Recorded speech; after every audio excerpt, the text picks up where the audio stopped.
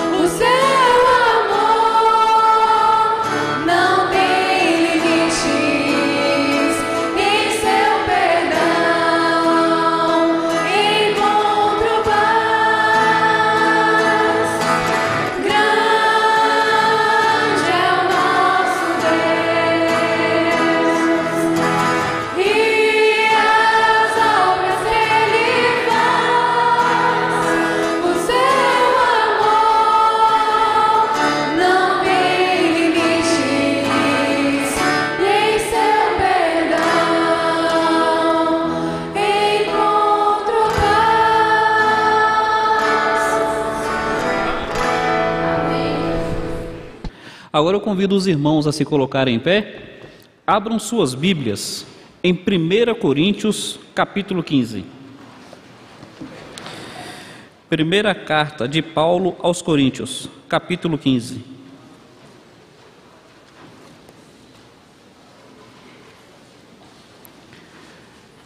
Primeiro aos Coríntios, capítulo 15. Versículos de 1 a 4. Capítulo 15 de 1 Coríntios, versículos de 1 a 4, diz assim: Irmãos, venho lembrar-vos o evangelho que vos anunciei, o qual recebestes e no qual ainda perseverais. Por ele também sois salvos, se retiverdes a palavra tal como vos-la preguei, a menos que tenhais crido em vão. Antes de tudo, vos entreguei o que também recebi, que Cristo morreu pelos nossos pecados segundo as Escrituras, e que foi sepultado e ressuscitou ao terceiro céu, segundo as Escrituras. Eu falei terceiro céu, né? Falei terceiro céu. Vamos lá de novo, versículo 4. Que foi sepultado e ressuscitou ao terceiro dia, segundo as Escrituras. Obrigado pela correção. Os irmãos podem assentar-se? A revista Veja, recentemente, um dos seus colunistas, devido a essa polêmica que está havendo no país sobre a secularização da igreja, Estado laico, aborto, casamento de homossexual, então um dos colunistas, ele se atreveu a falar sobre assuntos bíblicos. E no que ele falou, ele disse que o assunto mais importante do Novo Testamento é o Sermão do Monte. Então ele falou, olha, o assunto mais importante do Novo Testamento é o Sermão do Monte. E aí ele diz, do que a igreja deve se preocupar? Do Sermão do Monte. E eu vi um autor, Isaltino, ele é crente, batista, um homem de boa pena, ele usou uma expressão que eu achei engraçada. Ele falou o seguinte, puxa, será que esse colunista tem um importantômetro para poder dizer qual é o assunto mais importante do Novo Testamento? Meus irmãos, eu queria pensar nisso. Qual é o assunto mais importante da Bíblia? Eu não tenho importantômetro, mas eu tenho as Escrituras em sua revelação. E estudando as Escrituras, eu queria pensar com os irmãos qual é o assunto mais importante da Bíblia. A Bíblia fala sobre diversos assuntos. A Bíblia manifesta, Deus abrindo o mar vermelho. E eu gostaria de pensar entre tantas coisas maravilhosas, o que é essencial? Vejamos bem, a Bíblia, o livro de Gênesis, que fala de princípios, é o primeiro livro da Bíblia. Como é que Gênesis começa? Gênesis começa dizendo assim, no princípio criou Deus os céus e a terra. Disse Deus, haja luz, e houve luz. Então como é que o livro de Gênesis, o primeiro livro da Bíblia, começa? Começa com a criação. Princípio criou Deus os céus e a terra. Haja luz e houve luz. Você já reparou como é que o livro de Gênesis termina? A primeira frase é, criou Deus os céus e a terra. Sabe como é que o livro de Gênesis termina? A última frase de Gênesis é, um caixão no Egito. José é morto e é posto num caixão no Egito. Meus irmãos, meus amigos, eu gosto de pensar no que eu leio. E eu gosto de pensar no todo. Como é que a Bíblia começa? A Bíblia, o livro de Gênesis, começa falando de criação e termina falando de morte. Começa dizendo, no princípio criou Deus os céus e a terra. E no decorrer da narrativa diz que Deus falava, haja luz e houve luz. E qual é a última frase de Gênesis? A última frase de Gênesis é, um caixão no Egito. O livro que começa falando de vida, termina falando de morte. O que nós entendemos só com essa ideia, mas também lendo o livro de Gênesis, é que na criação, E no desenrolar do que foi criado, surgiu um sério problema. E porque surgiu um sério problema, o livro que começa falando de vida, termina falando de morte. Meus irmãos, meus amigos, já que alguém se colocou numa posição de poder fazer um importantômetro sobre os assuntos da Bíblia, eu quero refletir com todos. Qual é o assunto mais importante da Bíblia? Entendamos, a Bíblia começa dizendo que Deus proporcionou vida. Mas o livro, que é Gênesis, que começa dizendo que Deus proporcionou vida, termina falando de morte. Surgiu um sério problema. Sabe qual foi o sério problema? Pecado. O homem pecou, e porque pecou, foi expulso do paraíso, foi expulso da presença de Deus, foi expulso da presença do autor da vida. Então, como é que a Bíblia pode ser resumida? Em Gênesis, o paraíso é perdido. Em Apocalipse, termina dizendo: veja um novo céu e uma nova terra. Não precisa de sol, porque o próprio Senhor está ali. Então, o paraíso que foi perdido em Gênesis é recuperado em Apocalipse. Vamos entender qual é o assunto mais importante da Bíblia. Já que surgiu um problema, precisou haver uma solução. E o assunto mais importante da Bíblia é a solução de Deus para o problema do homem. Esse é o assunto mais importante da Bíblia. O Sermão do Monte é importante? Sem dúvida nenhuma é. Mas o Sermão do Monte só tem significado na minha vida se eu entender qual foi a solução que Deus deu para o meu problema. O homem, ele tem um problema, de tal forma que o livro de Gênesis, que começa falando de vida, termina falando de morte. E o problema do homem foi solucionado por Deus, de tal forma que o paraíso perdido em Gênesis é recuperado em Apocalipse. Qual foi a solução de Deus? O apóstolo Paulo, nesse texto que nós lemos, ele começa falando do Evangelho. E ele fala que, crendo no Evangelho, somos salvos. Ele não disse isso? Volte para a passagem. 1 Coríntios 15, versículo 2, ele diz: por ele também sois salvos. Paulo está dizendo que o Evangelho foi a solução de Deus para o problema do homem. Meu querido, sabe o que significa Evangelho? Evangelho quer dizer boas novas. Literalmente, Evangelho quer dizer boas novas. Deus está trazendo boas novas ao homem. Aquilo que fez com que você fosse expulso do paraíso foi resolvido. Aquilo que fez com que a história do homem termine num caixão, porque todo homem morre, isso foi resolvido. E eu gostaria então de pensar na solução de Deus para o problema do homem. Gostaria de pensar no assunto mais importante da Bíblia. Paulo vai falar sobre 3 pontos. Ele fala sobre Jesus, sobre a morte de Jesus e a ressurreição de Jesus. Meus irmãos, meus amigos, o que há de mais importante na Bíblia são esses 3 pontos: a pessoa de Jesus, a morte de Jesus e a ressurreição de Jesus. Eu gostaria de pensar em cada um desses 3 pontos com todos neste momento. Em primeiro lugar, a pessoa de Jesus. O que nós sabemos sobre Jesus? Nós podemos conhecer Jesus pelo que a Bíblia fala acerca dele, pelos contrastes, pelas diferenças que há entre Jesus e os outros homens, e pelas comparações que a Bíblia nos traz. Primeiro, o que a Bíblia fala sobre Jesus? Quando Jesus surge já como um homem adulto, Jesus será batizado. Ele entra no Rio Jordão. João Batista olha para ele e fala: eu vou batizar o Senhor? É o Senhor que tem que me batizar. Eu não sou digno de desatar as alparcas dos seus pés. Não sou digno de amarrar o seu cadastro, Jesus. E Jesus fala: deixe estar, porque me convém cumprir toda a Escritura.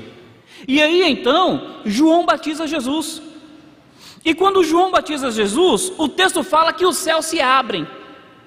O texto fala que ali diante de todos, os céus se abrem. O Espírito Santo do Senhor desce sobre Jesus em forma de pomba.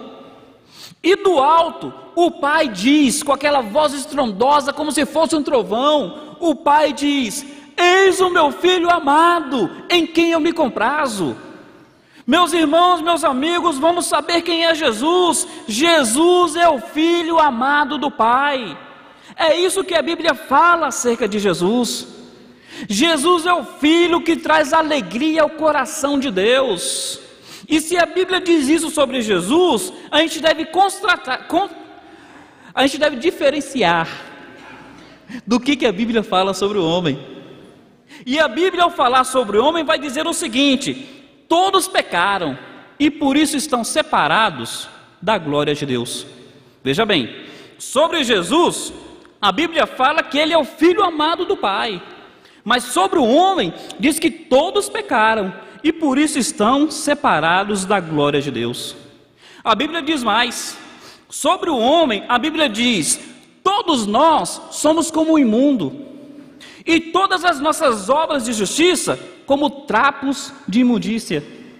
Meus irmãos, meus amigos, contrastemos o que a Bíblia fala sobre Jesus e o que a Bíblia fala sobre os demais homens. Jesus é o Filho amado do Pai. Nós somos todos pecadores. Jesus é o Filho amado do Pai que lhe traz alegria. Nós somos como o imundo, nossas obras de justiça como trapos de imundícia. E a Bíblia diz que Deus olha do céu e diz o seguinte: não há nenhum justo, nenhum sequer. Todos nós. Ele olha para cada um de nós e diz: não há nenhum justo. Mas acerca de Cristo, ele diz: este é o meu Filho amado, em quem me comprazo.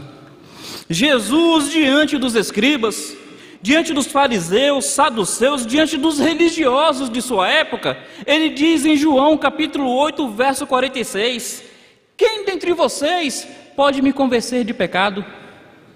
Jesus diz que ele não tem pecado nenhum. Ele fala: olha, eu sou totalmente puro, totalmente inocente, totalmente santo, e é por isso que eu sou o Filho amado que agrada ao Pai. Quem é Jesus? Para que nós entendamos o assunto mais importante da Bíblia, para que nós entendamos por que crendo nisso nós somos salvos, precisamos saber quem é Jesus. É o Filho amado do Pai, o Filho em quem Deus se compraz. Quanto a todos os outros homens, nós somos todos pecadores. Nós somos como o imundo, nossas obras de justiça como trapos de imundícia. Deus olha para nós e diz: não há nenhum justo, nenhum sequer. Mas, meus irmãos, meus amigos, eu quero insistir em conhecer melhor Jesus. E vamos conhecer Jesus por um contraste. João, ao apresentar Jesus, ele diz o seguinte: a lei veio com Moisés, a graça e a verdade vieram por meio de Cristo. Então Jesus vai contrastar lei com graça, Moisés com Jesus. E vamos fazer um contraste? João vai falar qual foi o primeiro milagre que ele descreve sobre Jesus. E o primeiro milagre que ele descreve é Jesus transformando água em vinho. Por que isso é importante? Porque João, ele se propõe em contrastar Jesus com Moisés. Sabe qual foi o primeiro sinal que Moisés fez diante de Faraó? Moisés pega a água, traz diante de Faraó, coloca a vara dentro da água e a água se transforma em sangue. Meus irmãos, meus amigos, percebam o contraste que João quer fazer, que a Bíblia faz. Quem é Jesus? Jesus é o oposto de Moisés, porque Moisés veio com lei, e a lei transforma água em sangue, algo intragável. Jesus transforma água em vinho, algo que nos abençoa, algo que nos alimenta. Quem é Jesus? Jesus é o Filho que agrada o Pai. Jesus é aquele que não tem pecado. Jesus é aquele que quer trazer vinho para a sua vida, símbolo de alegria. Mas vai além. A Bíblia fala que Moisés, ele lidou com milhares, centenas de milhares de pessoas, e ele era incapaz de lidar com todos eles. Então disseram a Moisés que ele precisaria construir um tipo de hierarquia. Ele precisaria de um grupo de pessoas, onde alguns lidariam com 1000, outros lidariam com 500, outros lidariam com centenas e outros lidariam com dezenas. Então tinha um tipo de escada para chegar até Moisés. Você primeiro precisava chegar ao chefe de 1000, depois ao chefe de 500, depois ao chefe de 100, depois ao chefe de 50, depois ao chefe de 10, depois a Moisés. Então, para chegar a Moisés, precisava de uma escada. É assim a lei. Você precisa de diversos mandamentos. Não faça isso, não faça aquilo, não faça aquilo outro. Mas enquanto que Moisés, ele lidava com os líderes, Jesus lidou com o povo, Jesus lidou com a plebe. Porque a graça se aproxima de nós não a partir do que nós fazemos, mas a partir do quanto que nós precisamos. Jesus, ele não lidou necessariamente com os poderosos de sua época, mas com publicanos, com pecadores. Esse é Jesus. Paulo, ele quer dizer que em primeiro lugar precisamos saber quem é Jesus. Jesus é o Filho que agrada o Pai. Jesus é aquele que é sem pecado. Jesus é aquele que se aproxima do homem necessitado. Jesus quer se aproximar de você nessa noite. Para nós podermos seguir adiante, uma última lição sobre quem é Jesus. A Bíblia diz que Moisés, ao trazer a lei, Moisés tinha dito no 4º mandamento que o homem deveria guardar o sábado, que no dia de sábado não poderia fazer obra alguma. E aí é dito em Números que encontram um homem pegando lenha no dia de sábado.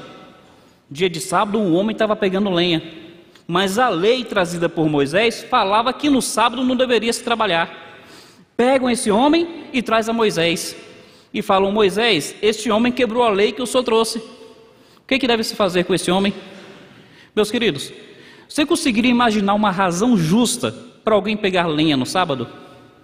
Naquela época não existia micro-ondas, não existia fogão a gás. Eu imagino uma razão justa.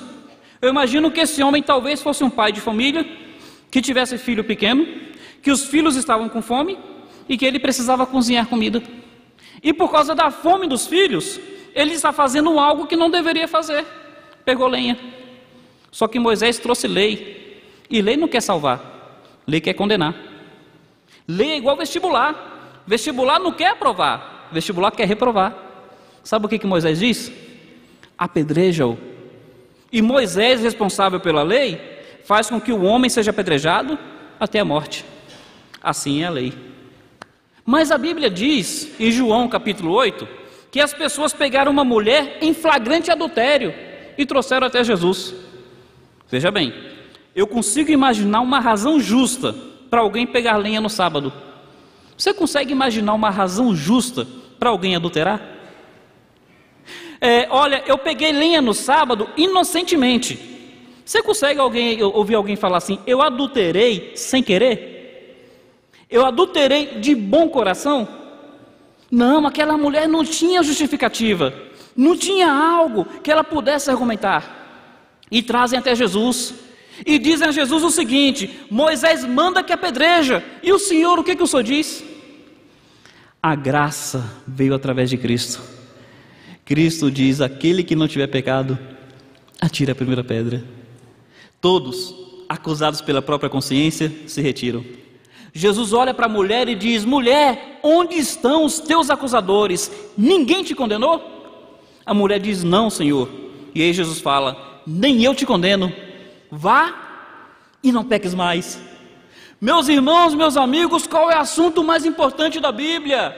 O assunto mais importante da Bíblia é a manifestação de Jesus Cristo, o Filho de Deus que alegra o Pai, aquele que é sem pecado, aquele que se aproxima do homem e que quer trazer perdão ao coração do homem, independente da sua culpa, independente do seu pecado, independente do quão injustificável sejam as suas obras. Jesus é o Filho amado do Pai, sem pecado, que veio para manifestar a graça do Senhor na sua vida. Creia em Jesus Cristo, aproxime-se de Jesus Cristo, entregue-se a Jesus Cristo.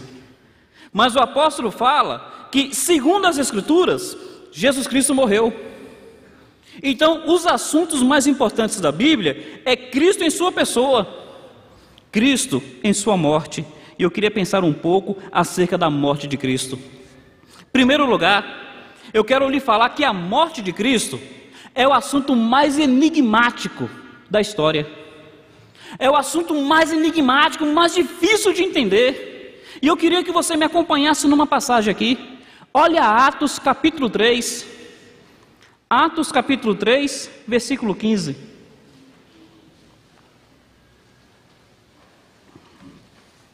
Atos 3, versículo 15.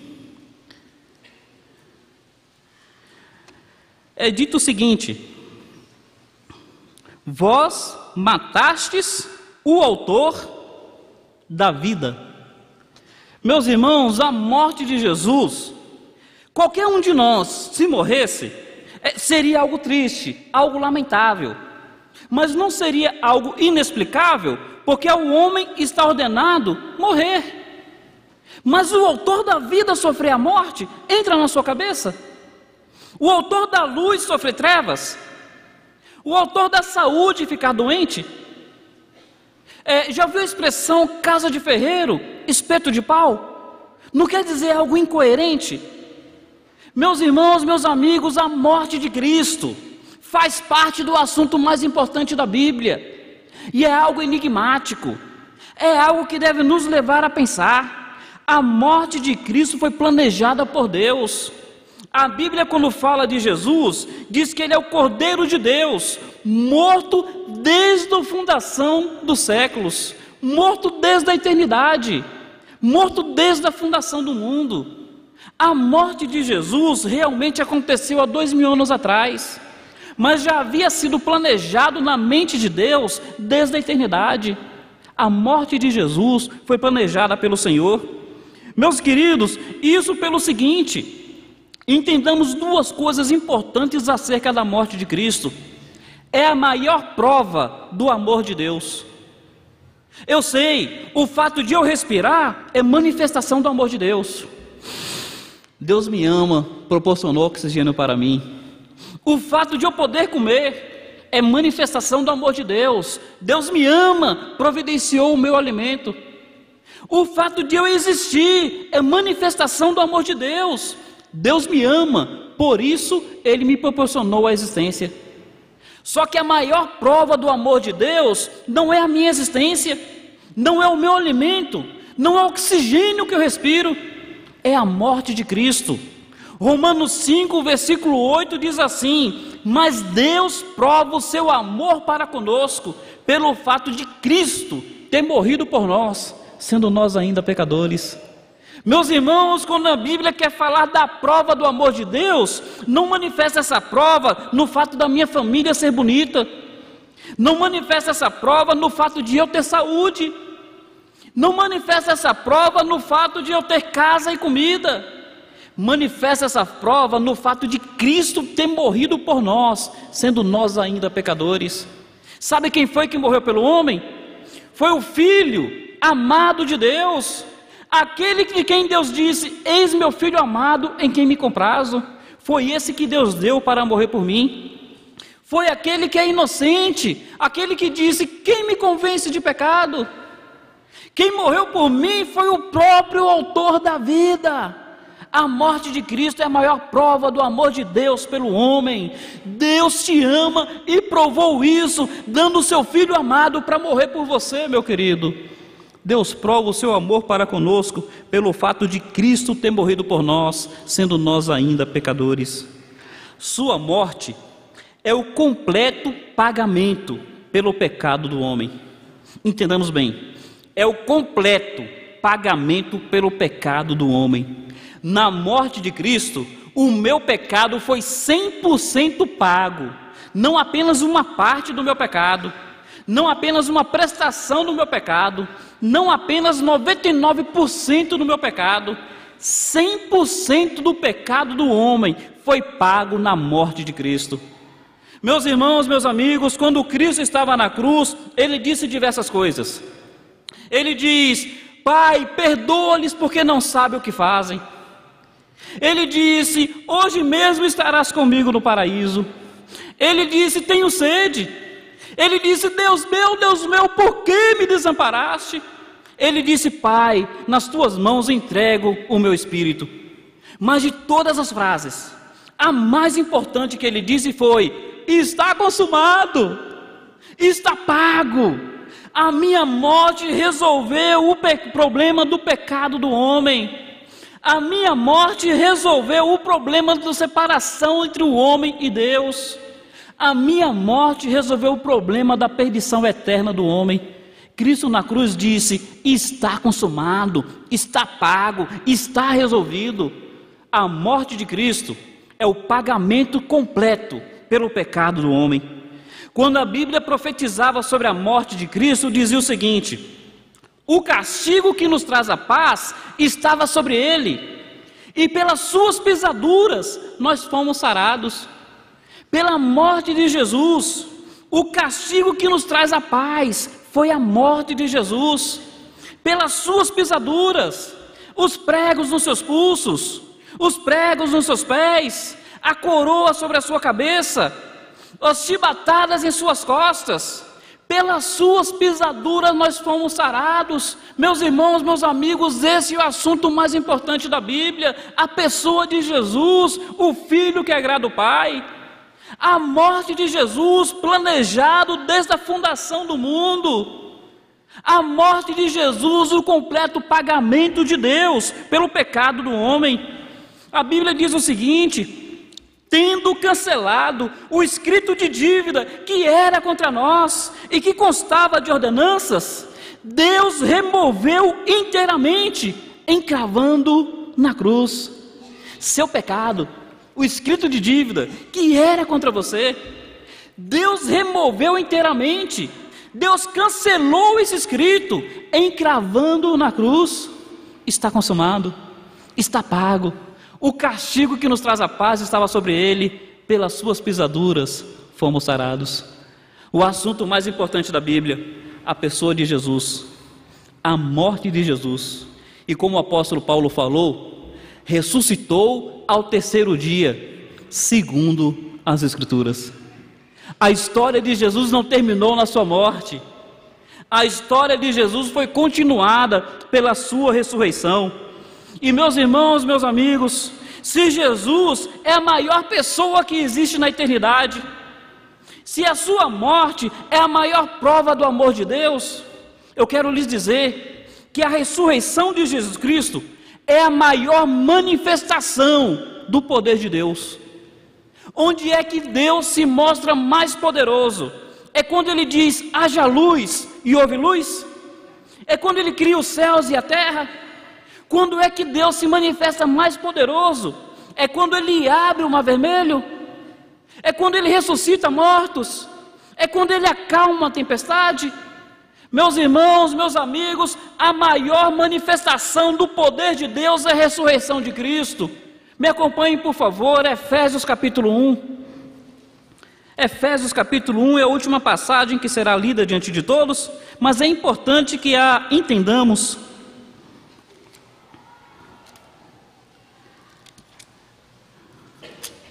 Efésios capítulo 1, versículo 19, diz assim, Efésios 1, verso 19: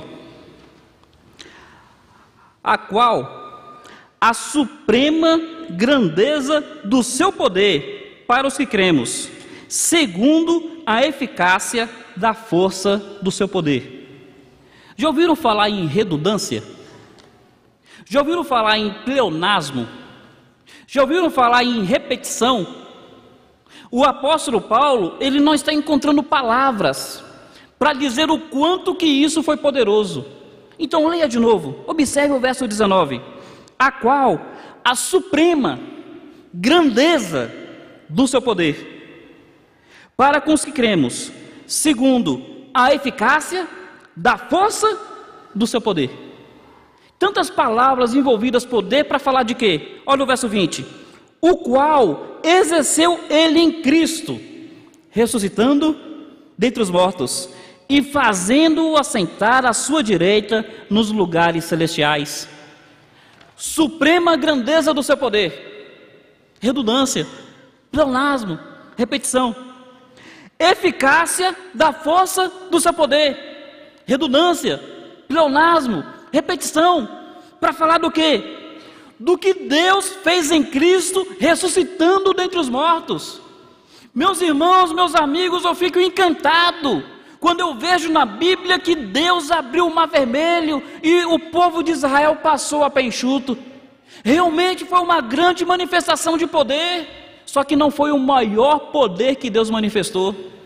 Eu fico encantado quando eu vejo na Bíblia dizendo: haja luz e houve luz. Foi uma grande manifestação de poder, mas não foi a maior manifestação de poder.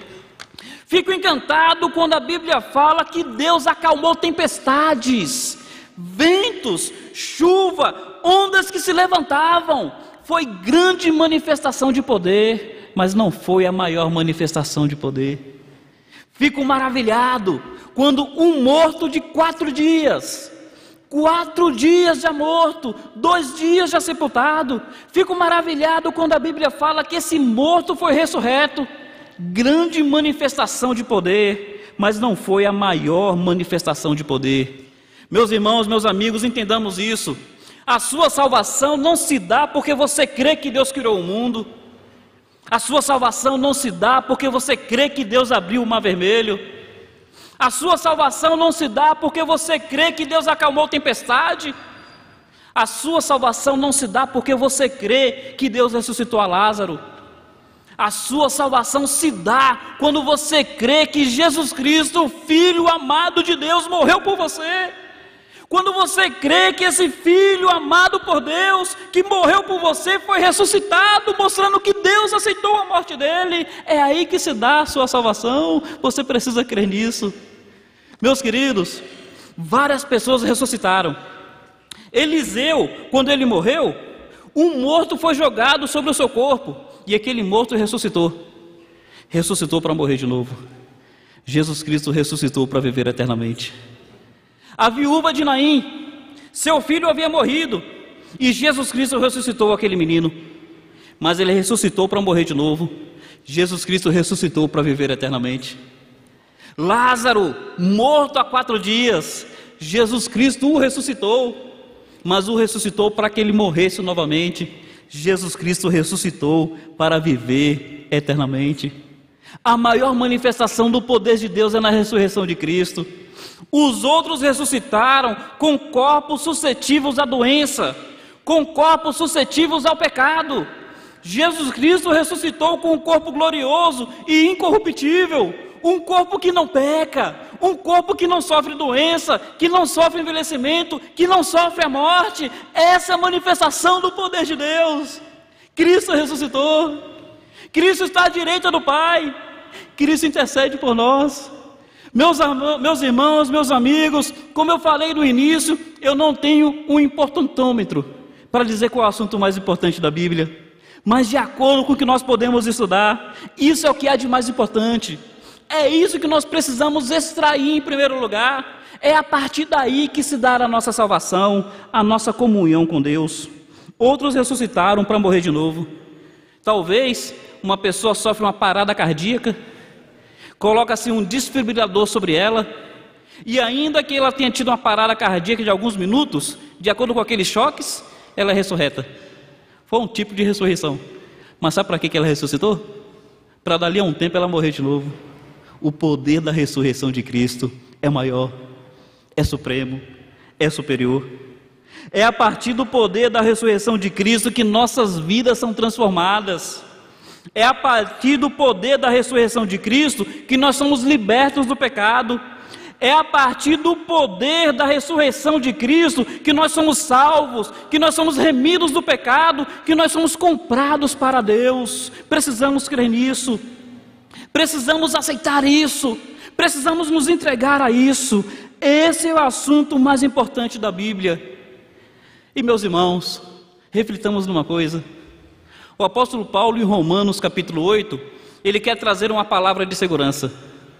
E ao trazer essa palavra de segurança, ele diz: quem nos condenará? E ele não vai falar da criação de Deus. Ele não vai falar do mar vermelho se abrindo. Ele não vai falar de tempestade se acalmando. Ele vai dizer: quem nos condenará? Pois foi Cristo. De quem é que ele fala? Quem é a pessoa? Foi o Filho amado de Deus. Aquele que Deus diz: nesse eu me comprazo. Foi Cristo quem morreu, o autor da vida, ou antes quem ressuscitou, o qual está à direita de Deus, intercede por nós. Qual é a grande segurança do crente? É a pessoa de Jesus, é a morte de Jesus, é a ressurreição de Jesus. Esse é o assunto mais importante da Bíblia, esse é o assunto mais importante da vida cristã, esse é o assunto mais importante da vida e da eternidade. Meu querido, você precisa entregar a sua vida a Cristo, você precisa crer nisso, você precisa crer que a morte de Jesus perdoou o seu pecado, que a ressurreição de Jesus é o poder de Deus para te livrar do poder do pecado. Creia nisso, entregue sua vida a Jesus. Eu queria terminar só lhe fazendo a pergunta que Pilatos fez ao povo: o que faremos daquele a quem chamam de Cristo? Meu amigo, o que você vai fazer acerca da pessoa de Cristo, acerca da morte de Cristo, acerca da ressurreição de Cristo? O texto que nós lemos no início diz que nele crendo estamos salvos. Crendo nisso se dá a sua salvação. Meu querido, creia que não foi apenas um anjo, que não foi apenas o maior homem que já viveu, que morreu por você, foi o próprio Filho de Deus. Creia que a morte dele é o suficiente para perdoar o seu pecado. Você não precisa de mais nada, porque o que precisava Deus fez na morte de Cristo. Creia que a ressurreição de Cristo é o atestado de Deus de que a morte dele foi o suficiente. Creia que da mesma forma que Deus manifestou poder ressuscitando a Cristo, Ele manifestará poder te libertando do pecado, te perdoando do pecado e te trazendo vida eterna. Eu quero lhe dizer o seguinte: porque Cristo ressuscitou, nós, aqueles que cremos, ressuscitaremos juntamente com Ele. Porque Ele disse: aquele que crê em mim tem a vida eterna, passou da morte para a vida. Que Deus nos abençoe. Convido todos agora a curvarem suas cabeças, e eu quero convidá-lo a orar. Meu querido amigo, o assunto mais importante da Bíblia é este: é a pessoa de Jesus, a morte de Jesus, a ressurreição de Jesus. E você precisa se perguntar: o que você fará acerca da pessoa dele, da morte dele como prova do amor de Deus por você? Deus não te quer separado dele, Deus não te quer no seu pecado, Deus não te quer condenado a uma existência sem Ele, e Ele mostra isso entregando o Filho dele por você. O que você fará com o fato de que Deus manifestou o seu grande poder ressuscitando a Cristo?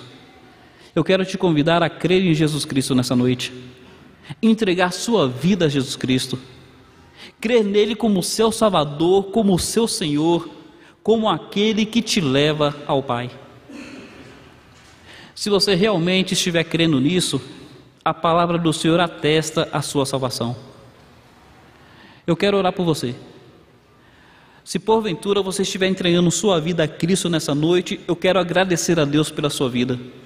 Quero pedir ao Senhor para que confirme a sua salvação. Levante uma de suas mãos para que eu possa orar por você.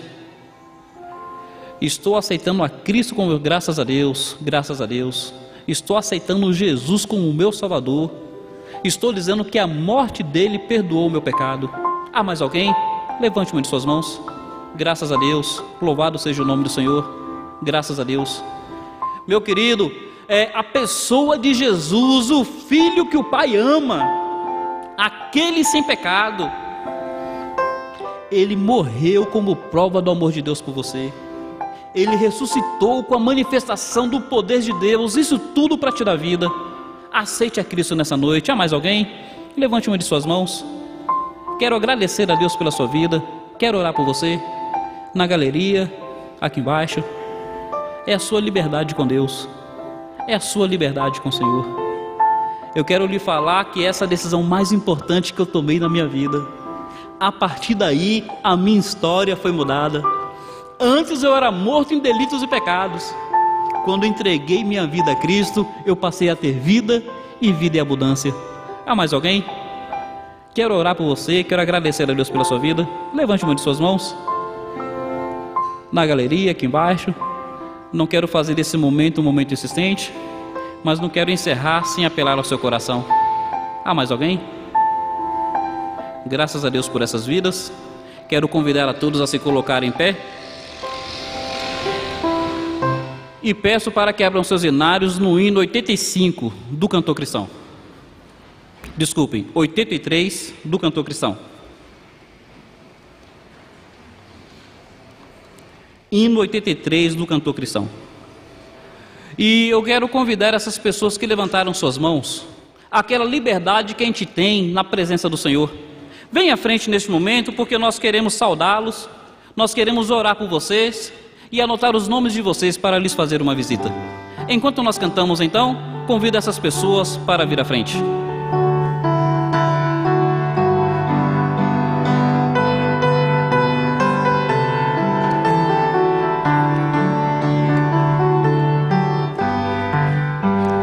Pendurado foste, ó Senhor Jesus, numa cruz exposta ao desprezo, assim, cena que a pensar muita gente nos sofreste, tanto creio foi por mim.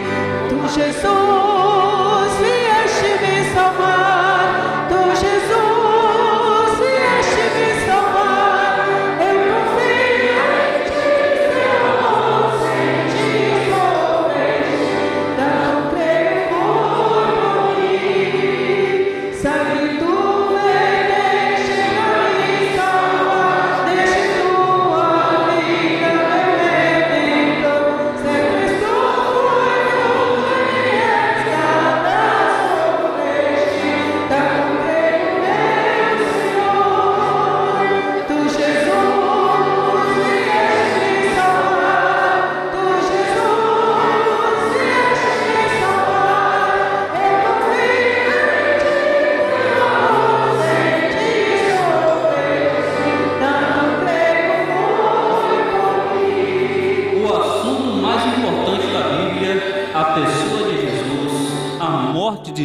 A ressurreição de Jesus. Tem aqui 4 vidas dizendo que creem nisso, que entregam suas vidas a Jesus. E meu amigo, pode ser a sua experiência também nessa noite. Eu quero agora, diante da última estrofe que iremos cantar, convidá-lo a também tomar uma decisão publicamente. Se você estiver afastado do Evangelho, se você já tomou uma decisão, mas ainda não a fez pública, ou se você quiser entregar a sua vida a Cristo nesse momento, enquanto nós cantamos, venha à frente. Nós queremos cumprimentá-lo, nós queremos agradecer a Deus pela sua vida e nós queremos conhecer você para poder lhe fazer uma visita. Última estrofe. Toda maldição do pecado me curaste, por ti, Senhor, gozo passo reino, tudo creio pelo amor, tu, Jesus, vieste me salvar, tu, Jesus, vieste me salvar, eu confio em ti.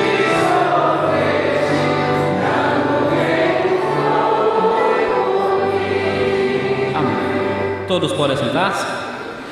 Por favor, não se retirem ainda, pois eu tenho rápidos avisos. Depois eu orarei. Depois, terminada a oração com pós-lúdio, o culto estará encerrado. Temos aqui 4 vidas professando sua entrega a Jesus. Eu quero pedir aos irmãos para não saírem sem dar um abraço nessas pessoas. A Bíblia fala que os anjos se alegram no céu, que a igreja de Cristo se alegre na terra. Pai amado, muito obrigado pelo culto prestado ao Senhor. Nós havíamos dito, ó Deus, que oraríamos pelas pessoas que tomassem uma decisão, e estamos agora apresentando elas no teu altar. Muito obrigado pela disposição delas em abraçar Jesus, a morte de Jesus, a ressurreição de Jesus. Pedimos que não seja apenas algo delas, mas do teu Espírito no coração delas. Rogamos a ti para que o Senhor confirme essas decisões com a salvação que é em Jesus. Pedimos aos demais amigos que estão conosco, que o Senhor esteja incomodando o coração deles sobre a necessidade, a importância de fazer uma entrega pessoal ao Senhor. Rogamos a Ti para que seja com os nossos pastores que estão pregando fora, abençoe-os e traga-os em paz em tempo oportuno.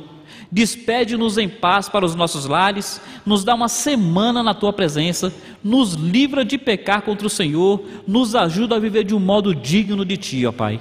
Lembro ainda da irmã Nancy, da irmã Ana Lúcia, que viajarão durante a semana. Conduz em paz as nossas irmãs. É a nossa oração no nome de Cristo, ó Deus. Amém. Pós-lúdio, o culto estará encerrado.